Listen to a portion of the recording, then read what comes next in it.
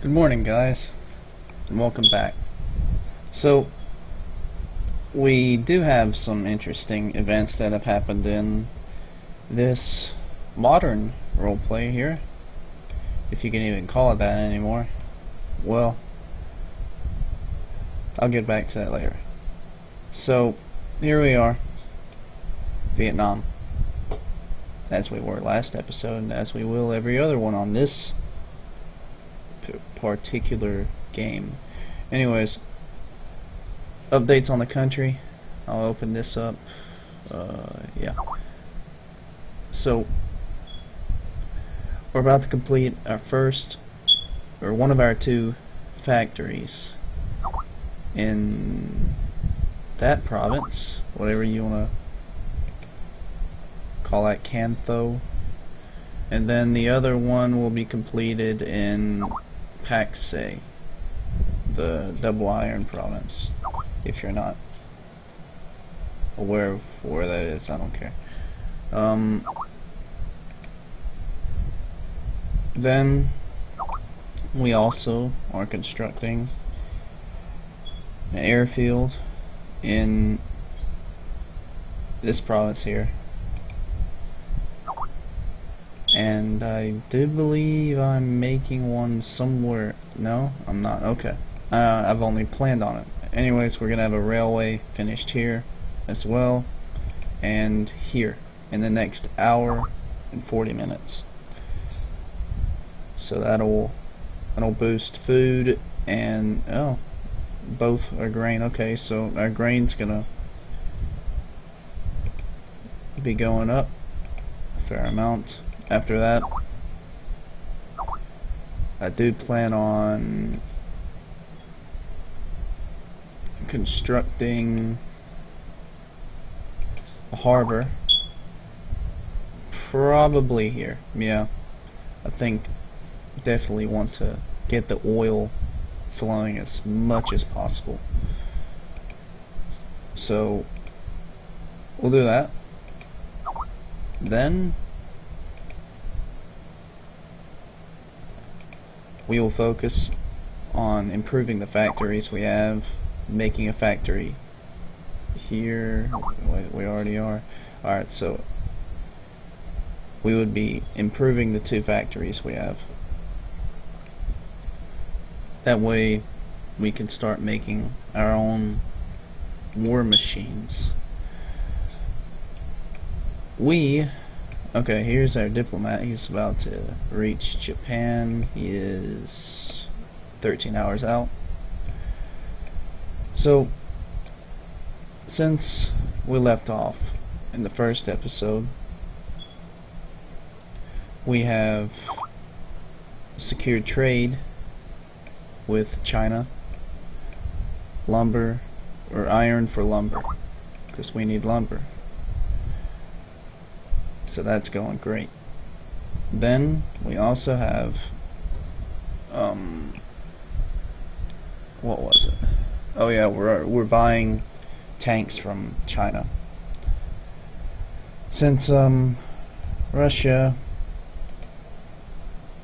won, his price was ripping me off completely. I'm glad that he was not active enough to accept that. China, a lot cheaper, a lot more fair, much more. Well, it's just a better choice overall, because you know China is right here. It's the shortest possible route for any tanks that I buy to reach Vietnam to where we can use them in our military. So relations with China definitely going up. Strong relations as ever with Malaysia and India. Relations remain cold with Burma, although there is no word coming out of Burma because he hasn't posted, not that I believe. Over in Europe, what's this? Well,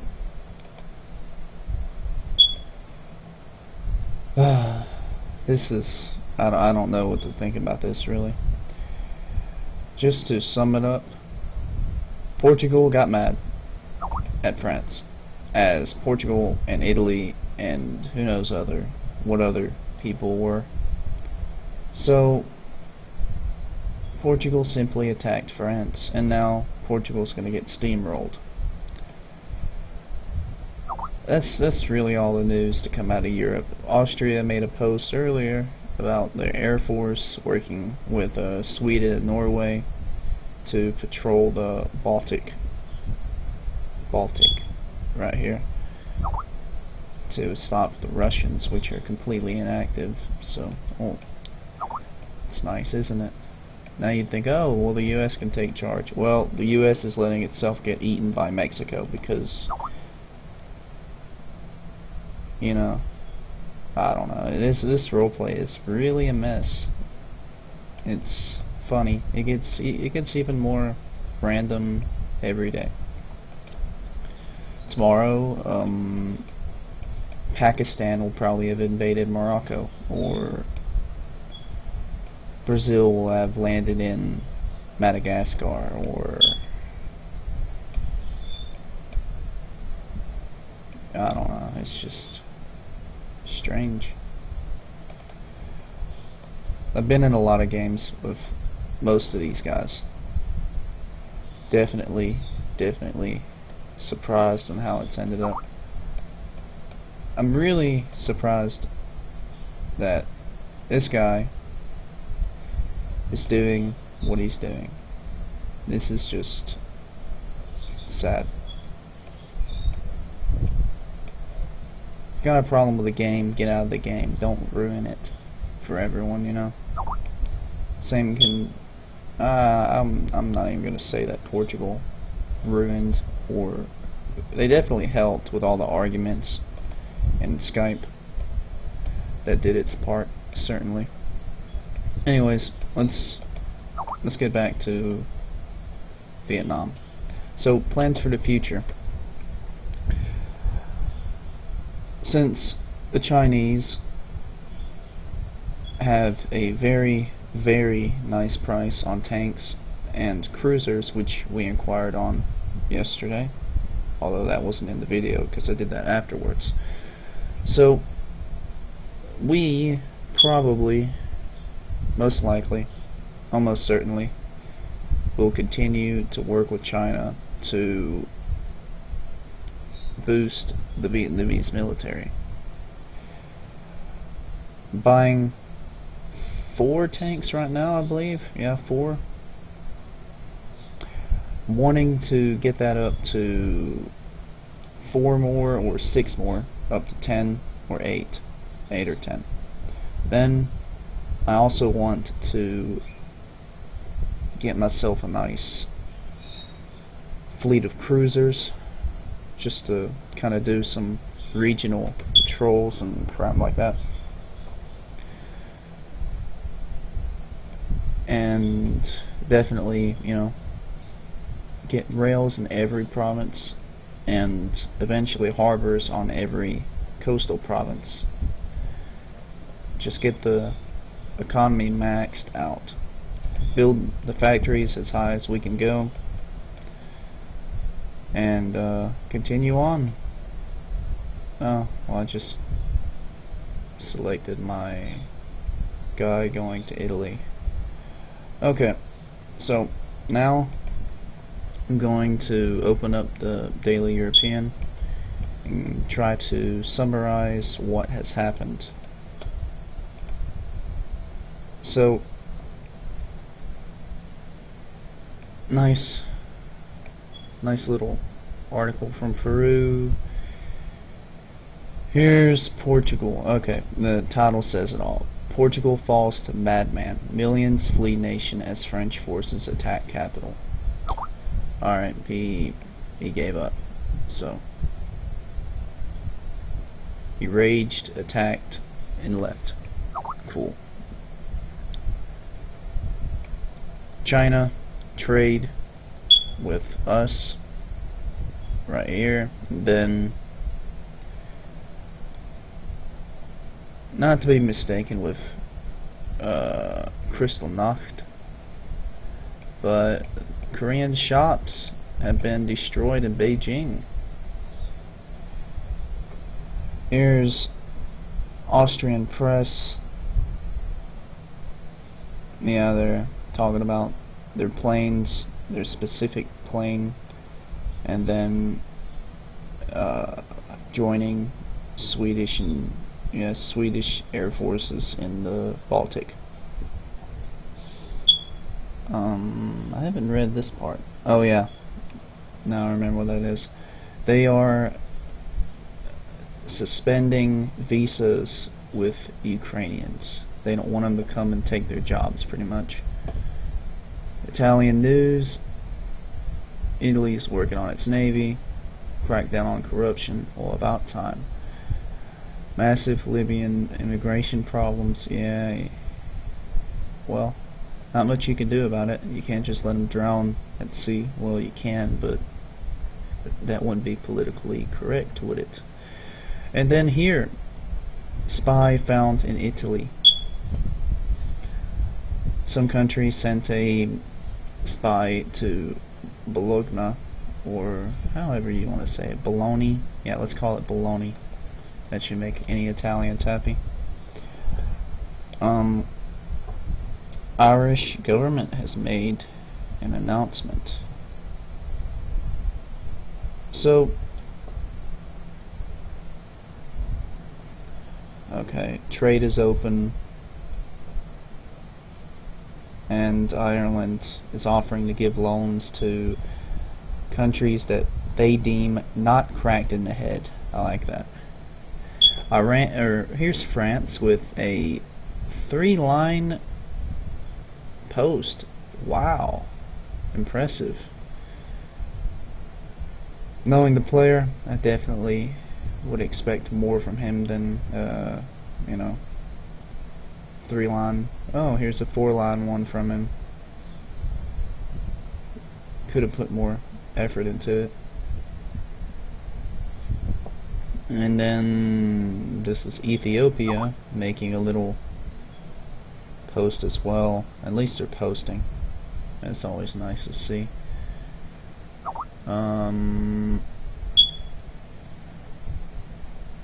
Here's Austria responding to the news coming out of Portugal.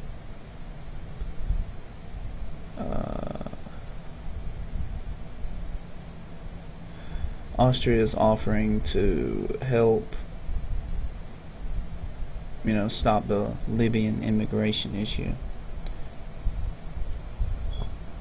Peru makes a post on its foreign relations. Nice. Yeah. Sure, kill Portugal, but yet North Korea lives on, oh wait, he lives because he's a South Korean person. Okay. Wow, a South Korean playing North Korea. That would explain why he suicided right at the beginning. So, reading that, it sounds like a South Korean signed up for this game to beat North Korea, their arch nemesis. And right when the game started, he attacked China, suiciding, letting South Korea unify Korea. Okay, that's some patriotic stuff right there. That's funny. That made my day right there. It's always South Korean people who have to ruin games for others. Okay. Okay. So now we're gonna start the anonymous message war. That's gonna anger a lot of people, and it's not beneficial. Just shut up. Shut up, get out of the game if you have a problem with it. No one joined the game to watch the anonymous messages fly. We joined it to roleplay. Now, if you're not going to roleplay, get out, please. And once again, like to say that I'm disappointed in Russia's inactivity and its handling of its own game. It is the administrator here. He created the game. He should be maintaining it. Anyways, so I'm just gonna look around the map real quick. Maybe I'm missing something. No, doesn't appear to me. Okay, so everything's nice and calm everywhere other than Europe and North America.